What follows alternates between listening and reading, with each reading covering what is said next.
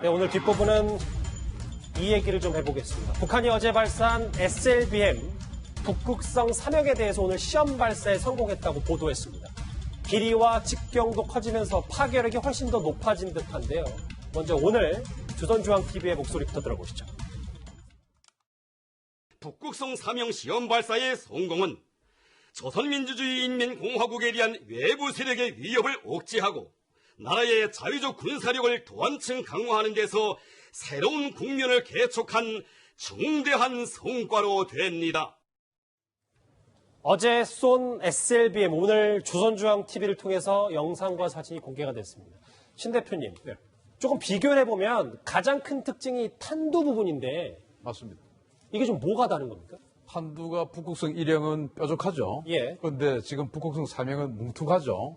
그러면 당연히 공기장을 많이 받고 또 뭐 공기 역학적으로 안 좋지 않습니까? 그런데 신형인데 왜 저렇게 만들었을까요? 당연히 탄두를 훨씬 더 강력한 것을 실었다든지 주로 다른 어떤 그 무기 선진국들의 형상을 보면 저런 형상일 때는 다탄두 미사일일 가능성이 아주 높습니다.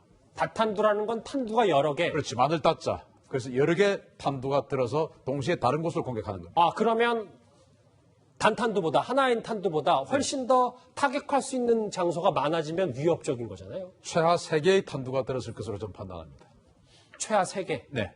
그럼 뭐 최대 8개라는 얘기까지 나오는데? 최대 8개까지 나오는데 지금 1.4m, 직경이 1.4m 정도로 판단되기 때문에 8개까지는 뭐 조금 저는 힘들다고 보고요. 예. 왜냐하면 이란하고 지금 기술을 공유하고 있고 지난 2017년도에 이란이 코람샤르라는 미사일을 발사를 했고 거기에 탄두가 3개가 있다고 그랬어요. 그런데 그게 트럼프 대통령이 북한과 기술 교류를 했다라고 말을 했거든요. 따라서 그런 여러 가지 정황을 봤을 때 이 북극성 3형도 다탄두 미사일이고 탄두가 3개 정도 들어있는 그런 다탄두 미사일이 아니냐 생각합니다. 자, 다탄두도 다탄두인데다가 심지어 여기 좀 주제로도 나왔습니다만 5,000km 밖에 있는 알래스카도 사정권이다. 이건 좀 의미심장한 거 아닐까요?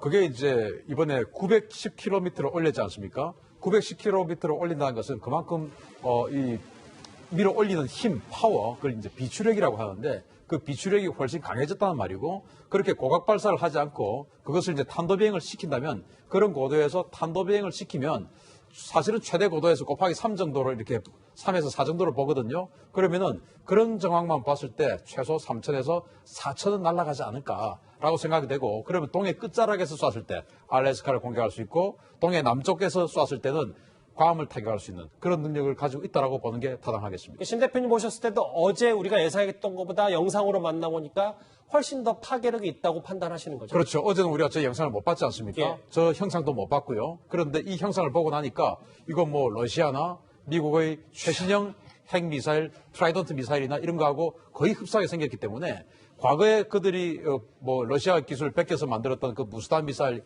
이런 거하고는 차원이 다른 형상이다. 바로 이건 다탄두 미사일의 형상이다라고 밖에 볼 수 없습니다. 안찬수 소장님. 네.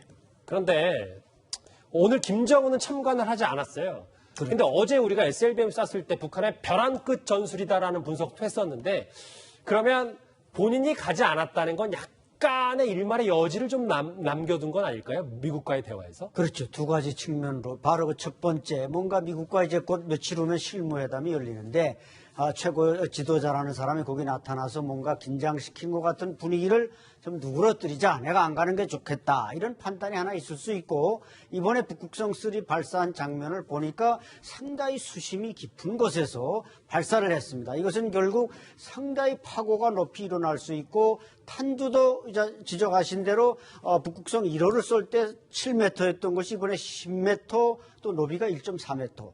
엄청난 무기가 폭발되는데 위험한 측면도 없지 않았다. 그전에는 이제 일종의 모형을 쏘면서 가까운 바다 근해에서 쐈지만 이번에는 수심이 깊은 곳에서가 쏘다 보니까 신변 위험에도 있어서 김정은이 가지 않았지 않았는가 이렇게 판단할 수 있습니다. 그래서 이례적으로 불참한 것이다.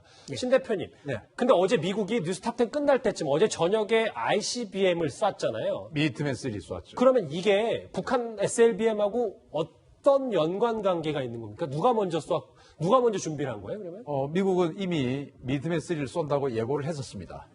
그래서 두 가지 측면을 볼 수가 있죠. 미국이 미니트맨 3를 쏘는 것을 알고 북한이 그 시기에 맞추어서 쐈을 수가 있고 또 다른 면에서는 미국의 정보당국이 이미 북한이 이 정도쯤에 SLBM을 쏠 것이다라는 것을 미리 알고 그래서 이제 자연적으로 북한에 대한 어떤 그 응징보복의 수단을 공개하는 어떤 그런 군사 전략의 모습을 보여주는 것이다. 그래서 좀 긍정적으로 보면은 미국의 정보력이 정말 이 정도로 높다라는 것을 알 수가 있고 예. 반대로 생각하면 북한이 미국을 골탕 먹이기 위해서 미국이 미트맨3를 쏜다고 예고한 그날 아침에 쏜 것이 아니냐 이렇게 볼 수 있습니다. 성공적으로 기술 개발도 했고 전략도 북한이 있는 그렇습니다. 왜냐하면 미트맨3가 그 위력은 상당합니다만은 사실은 이 지금 오늘 보여준 북극성 3형보다 훨씬 구형입니다. 예전 모델. 그래서 자신들이 더 진보했다 이런 걸 보여주는 것이죠.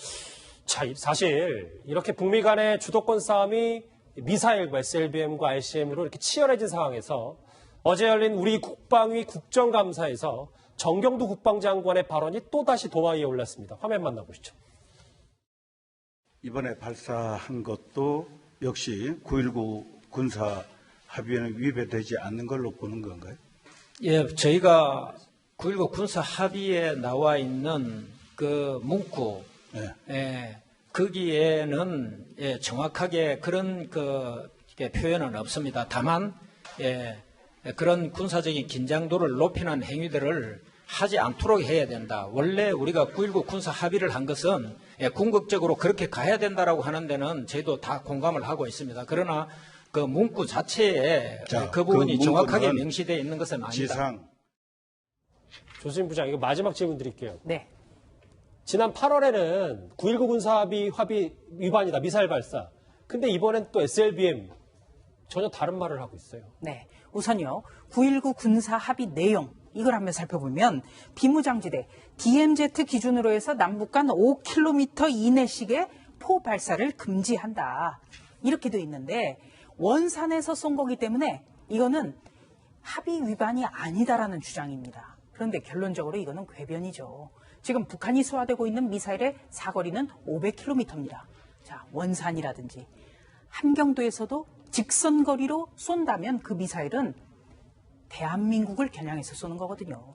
이런 걸 적대행위라고 하는 거예요. 그런데 이런 적대행위를 예방해야 되는 국방부 장관이 적대행위가 아니라고 북한을 편들고 있습니다.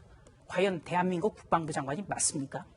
신 대표님 짧게 한마디 해주신다면요. 이 9.19 합의 논란에 대해서. 9.19 합의에는 남북 간의 군사적 신뢰관계를 해치는 일을 하지 않는다고 돼 있거든요. 그런데 여기 지금 앉아 계신 패널 분들이나 저 또한 마찬가지로 이것은 명백하게 우리를 핵미사일로 공격하려고 하는 모습을 지금 보여주는 거지 않습니까? 그런데 지금 정경두 장관은 자신은 지금 군사적 신뢰관계를 해쳤다고 지금 느끼지 않는다는 것이죠. 그렇다는 것은 결국 우리 대한민국의 대부분의 국민들과 전혀 다른 생각을 하고 있는 국방부 장관을 우리 목도하고 있는 겁니다.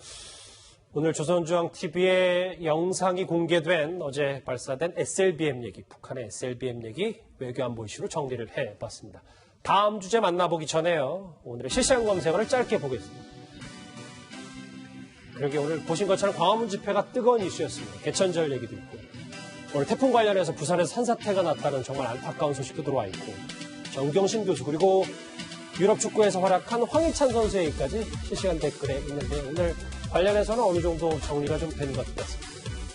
실시간 검색어는 여기서 정리하고요. 오늘 뉴스톱 10 마지막 주제가 황희찬 선수 관련해서 기다리고 있습니다.